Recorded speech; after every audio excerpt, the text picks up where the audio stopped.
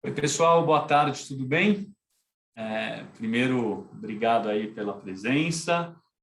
Hoje é um tema bom, né? A gente tratar aí como está o julgamento do ISS na base dos COFINS. Primeiro, queria aproveitar, apresentar aí para quem não conhece, o André, nosso coordenador aí do contencioso tributário. André, tudo bem? Tudo bom, Léo, e você? Tudo bem, tudo ótimo. Bem, vamos lá. Aqui, contextualizando um pouquinho, né, a situação que a gente tem hoje sobre a discussão do ISS na base do PIS e da COFINS, né? A gente tem um julgamento que está em andamento no Supremo Tribunal Federal. Esse julgamento vai até amanhã. Existe uma sistemática própria do STF em que eles abrem um tipo de, como se fosse urna eletrônica, sabe, que você vai depositando os votos. É a mesma lógica, né? E os ministros, eles têm um período em que eles podem chegar e votar, né? Esse período vai até amanhã. A gente esperava que hoje, agora, nesse horário, a gente já tivesse são 11 ministros, cerca de 6, 7 votos, pelo menos, para a gente já ter um cenário bem desenhado, né? Mas que é algo que acabou acontecendo com frequência em julgamentos anteriores você já tem um cenário claro, faltando 2, 3 dias, né? Mas nesse caso específico, os ministros estão deixando para a última hora, né? A gente tem até agora 3 votos proferidos só no processo, está 2-1 para os contribuintes, a gente vai falar um pouquinho mais, né? E aqui, só fazendo uma breve recapitulação, né? A discussão que está no Supremo é a exclusão do ISS da base do PIS e da COFINS, ou seja, interessa aos prestadores de serviços e às instituições financeiras equiparadas. Essa discussão vem na mesma linha da discussão da exclusão do ICMS da base do PIS e da COFINS, que teve, enfim, a conclusão do julgamento em maio desse ano. E, em decorrência disso, existe uma expectativa, óbvio, muito grande de que o julgamento da exclusão do ISS da base dos COFINS seja também favorável, né? André, conta para a gente um pouquinho o que a gente tem de cenário aí dos ministros, por favor. Obrigado, Léo. Então, como o Léo adiantou, o que se espera é que esse julgamento da exclusão do ISS da base do PIS/COFINS siga a mesma linha da anterior discussão sobre a exclusão do ICMS da base do PIS e da COFINS, já que são tributos bem parecidos. O ICMS e o ISS, eles decorrem de uma divisão da tributação de serviços entre estados e municípios, então eles têm uma lógica e vários pontos comuns que justifica que seja aplicado o mesmo raciocínio do ICMS para o ICMS. Atualmente, o placar no Supremo da exclusão do ISS da base do PIS e da COFINS está 2-1 para os contribuintes. A gente não teve até o momento nenhuma surpresa em relação ao que foi decidido anteriormente por ICMS. No passado, quem votou a favor dos contribuintes, pelo menos até o momento, está mantendo o voto em relação ao ISS, e quem votou contra, no caso o ministro Dias Toffoli, também está mantendo a coerência e votando contra a exclusão do ISS da base do PIS e da COFINS.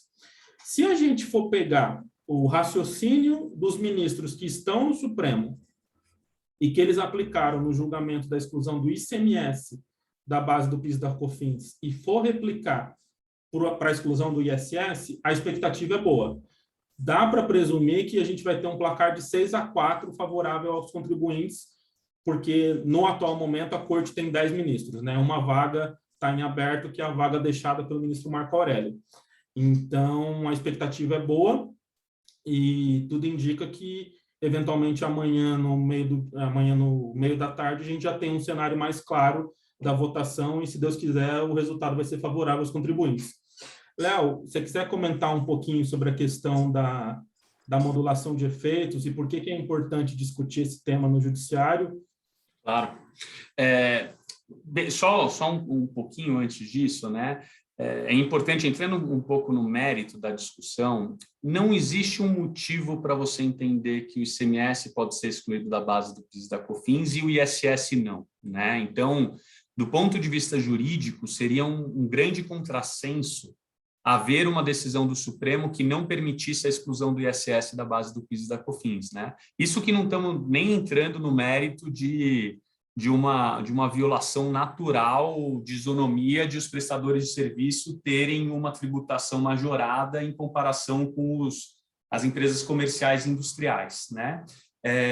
Agora, a gente tem um cenário que nós sabemos que hoje, no Supremo, a questão das contas públicas afeta, então não dá para se cravar aquele ditado de que no Brasil nem o passado é certo, né? Não dá para a gente cravar aí 100% que realmente vai ser um julgamento favorável, mas tudo indica que sim, né? É isso que se espera. Diferentemente de algumas outras discussões, né? A questão, por exemplo, do ISS e do ICMS na base da CPRB, por mais que a gente tenha as nossas divergências quanto ao entendimento que o Supremo adotou, que foi favorável ao fisco, né? Existe ali, pelo menos, uma discriminação que foi feita, existia uma diferença, que é o fato da CPRB, durante muito tempo, ter sido optativa, né? Na discussão do ISS na base dos COFINS, não existe isso, né? Não existe um fator de discriminação, né? Mas vamos ver o que acontece. A gente, inclusive, vai avisar todo mundo nos nossos canais normais de e-mails sobre como foi o julgamento e se ele realmente se concluiu, porque ainda pode algum ministro pedir vista e travar esse julgamento, e talvez a gente até tenha uma nova live aí rápida, como sempre são as lives do Faz Mais Simples, no meio da semana que vem, para a gente tratar do tema, tá? Um ponto que eu esqueci de falar e que o pessoal da organização vai me matar é que, pessoal, quem tiver dúvidas, por favor, fique à vontade para usar o Q&A ou o chat, enfim, nos mandar. Podem também, se tiver alguma dúvida depois, quiser mandar no individual, vocês têm os nossos contatos, mas a gente vai abrir daí para responder as perguntas, se tiverem, mais para o final, e daqui a pouquinho, né? Essa é uma live, como eu disse, que vai ser rápida, né? Fazendo agora, depois dessa discussão sobre a tese em si e os fundamentos jurídicos, né? Tratando agora a questão da modulação que o André bem comentou, né? O Supremo ele vem adotando uma postura para reduzir o impacto aos cofres públicos de teses julgadas a favor dos contribuintes. Ele vem adotando uma postura que é o que a gente chama de modulação de efeitos. O que é a modulação de efeitos? O Supremo decide restringir os efeitos daquela decisão de acordo com um determinado tempo ou de acordo com um determinado grupo de contribuintes, né? Então, é uma forma que ele tem de tentar reduzir o impacto nas contas públicas. Qual é a modulação normal que o Supremo vem fazendo em julgamentos tributários, quando eles são decididos a favor dos contribuintes?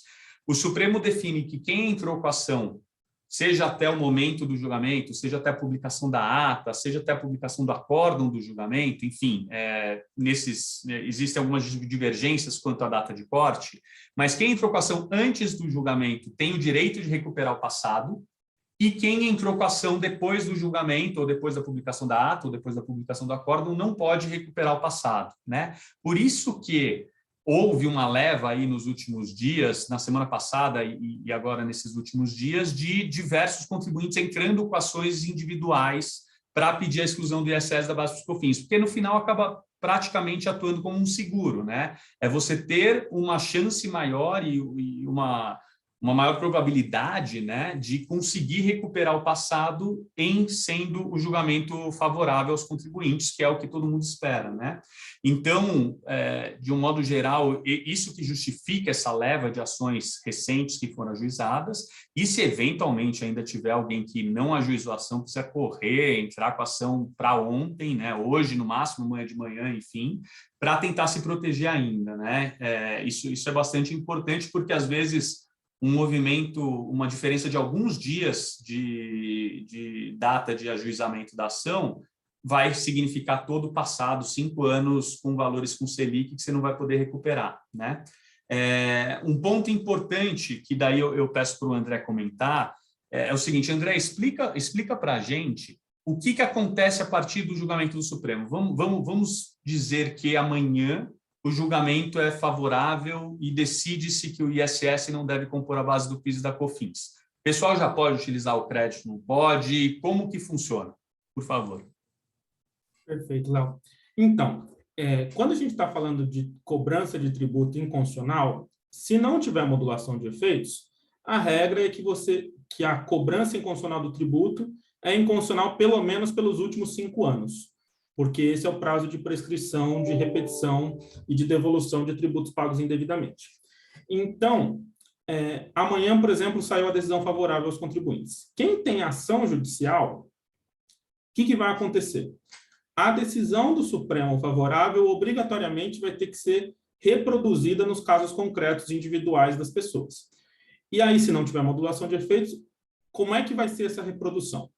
Daqui para frente, quem tem ação judicial que trata desse assunto não mais vai precisar incluir o ISS na base do PIS e da COFINS, e quando encerrar o processo, tiver o trânsito em julgado, você vai poder recuperar tudo que você pagou indevidamente por conta da inclusão do ISS na base do PIS e da COFINS nos 5 anos anteriores ao ajuizamento do seu processo em diante, né? Com exceção, obviamente, daquilo que você aproveitou com base em alguma liminar, etc.